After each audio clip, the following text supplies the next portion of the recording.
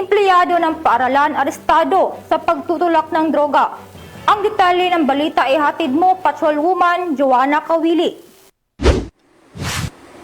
Isang administrative aid ng pampublikong paaralan na kabilang sa listahan ng mga high-value individual ng pulisya ang matagumpay na naaresto sa isinagawang buy-bust operation ng City Drug Enforcement Unit ng Butuan City Police Office. Ang operasyon ay isinagawa bandang alas 11 ng gabi sa barangay Doongan ng nasabing lungsod. Kinilala ang suspect na si alias Nobita, 30 taong gulang, binata, residente ng barangay Ambago at kasalukuyang nagtatrabaho bilang administrative aid sa isang high school sa lungsod.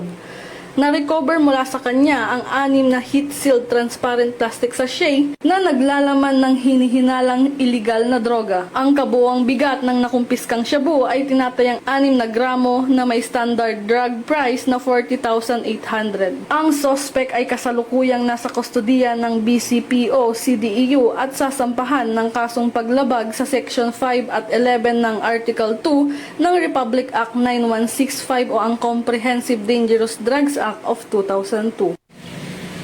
Mula dito sa Police Regional Office 13, ako ang inyong PNL Correspondent, Patrolwoman Joanna Kawili, alagad ng batas, taga-taguyod ng Balitang Pulis.